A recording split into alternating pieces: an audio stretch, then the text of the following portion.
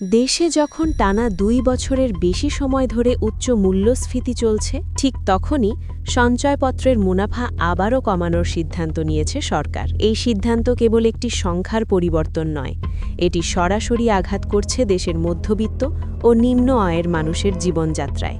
অবসরপ্রাপ্ত ব্যক্তি, নারী, প্রতিবন্ধী নাগরিক আর অসংখ্য মধ্যবিত্ত পরিবার, যাদের মাসের সংসার খরচের বড় অংশ আসে সঞ্চয়পত্রের মুনাফা থেকে।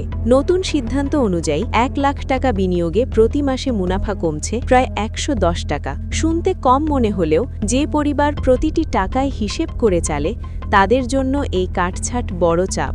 পরিবার সঞ্চয়পত্রে আগে যেখানে ১ লাখ টাকায় মাসে পাওয়া যেত ৯৯৪ টাকা, এখন সেখানে মিলবে মাত্র ৮৩৪ টাকা।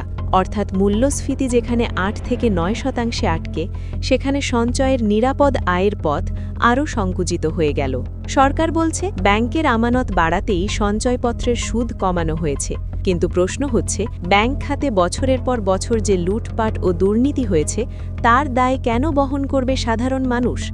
ব্যাংক সংস্কার না করে, দোষীদের শাস্তি না দিয়ে মুমূর্ষু ব্যাংক টিকিয়ে রাখতে কেন সঞ্চয়কারীর আয় কাটা হবে?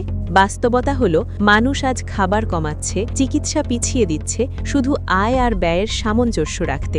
এই অবস্থায় সঞ্চয়পত্রের মুনাফা কমানো মধ্যবিত্তের সংকটকে আরও গভীর করছে। আরেকটি বড় প্রশ্ন, দেশে যখন রাজনৈতিক অনিশ্চয়তা আর বিনিয়োগের পরিবেশ দুর্বল, তখন সাধারণ মানুষ তার সঞ্চিত অর্থ রাখবে কোথায়? নিরাপদ বিকল্প না রেখে সঞ্চয়ের শেষ ভরসাটুকুও দুর্বল করা কি দায়িত্বশীল সিদ্ধান্ত?